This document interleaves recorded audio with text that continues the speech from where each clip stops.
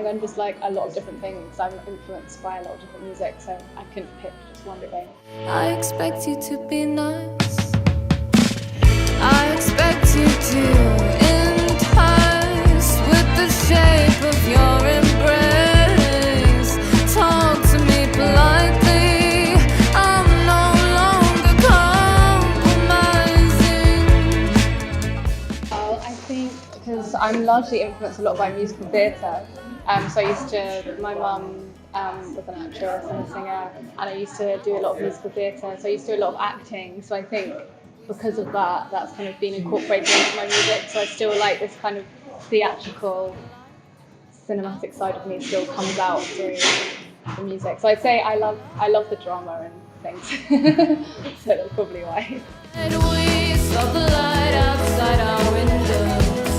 We saw the light outside. We saw the light outside. We saw the light outside our windows.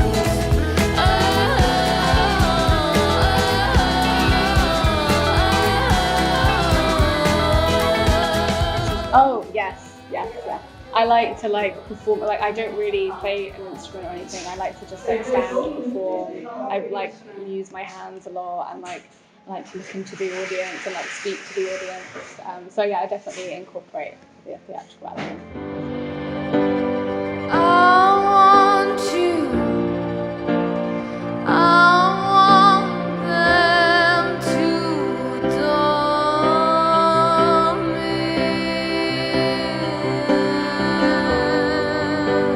I want you.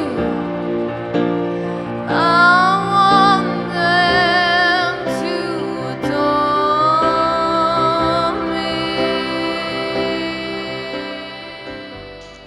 It's been quite hard because I think when I released my first single, so this was before Pixelated Images, it was called Mixed Messages. Yes. I released that literally just before lockdown.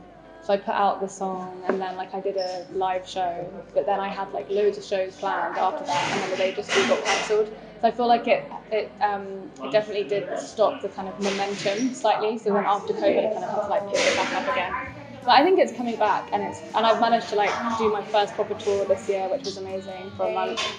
And I've done a few other tour supports. But yeah, I definitely did take a while to pick it back up again because there was such a backlog of especially festivals. There was such a backlog of artists that were meant to play in COVID, and then so got rolled over to the next year, which means all the new artists then can play. So yeah, I think now it's getting back to normal. But this is the chance for the financial side of things. Yeah, the financial side of things. I had to, when I got this tour, because I was supporting an artist called Alex Cameron. Yeah, I know. Yeah. It's really good. It's really good. That was great. But I had to do a whole GoFundMe. I had to do a tour fundraiser show. I had to do t-shirts, raise money, because you don't get a lot of smaller labels don't have tour support funding, so you have to just do it all yourself. So yeah, it's hard. And I'm lucky that my musicians are my friends, so they don't expect to get paid loads at the moment, but it's difficult.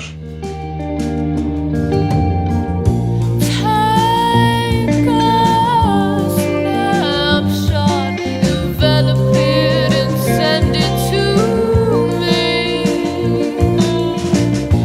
Feel my pain now, develop it and post it to me.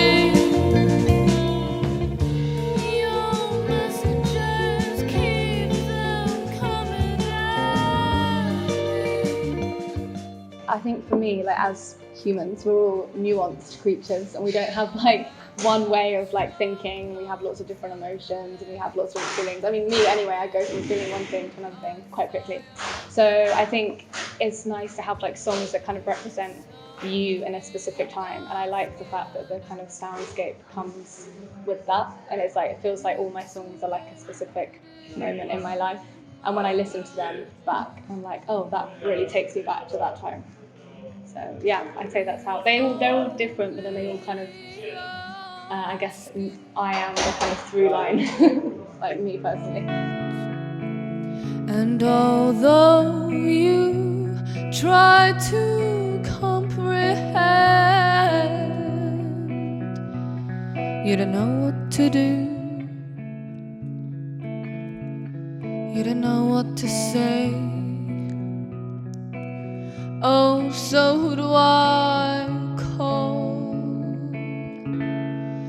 Who do I call?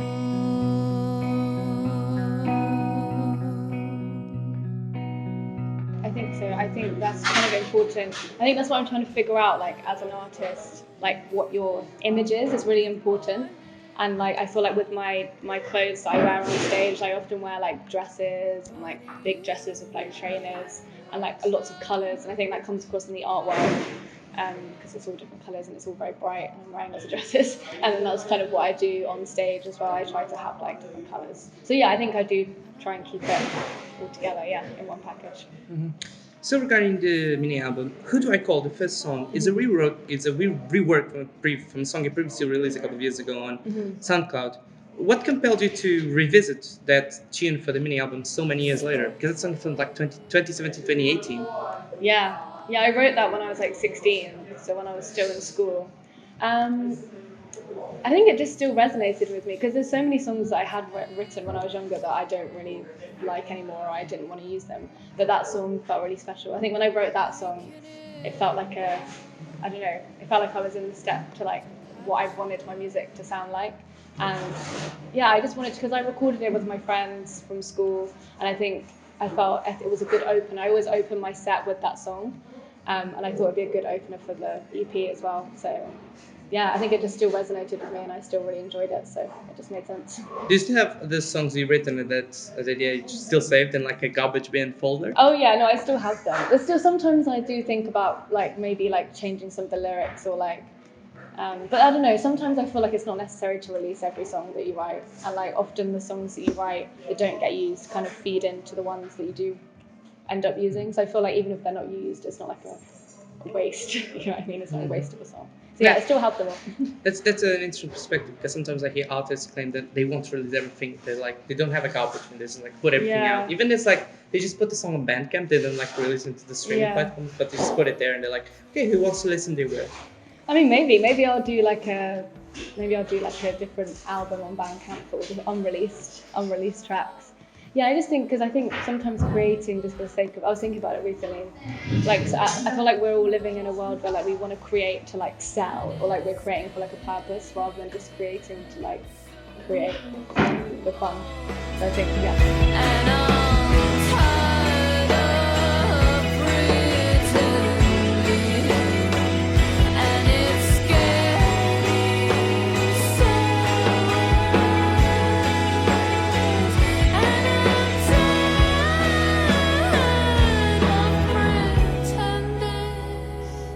I think it's really exciting. I think there's like so many different, that's what I love about London music. I think it doesn't feel like there's only certain scenes. It feels like everyone's kind of, even if you play like different genres of music, everyone feels like one big community. Like even where I live, like in Southeast London, that you have like all the jazz scene, and then you also have like the kind of post-punk scene and then like the indie scene, but everyone kind of knows each other, and like it kind of crosses over quite a lot as well, which I think is really nice.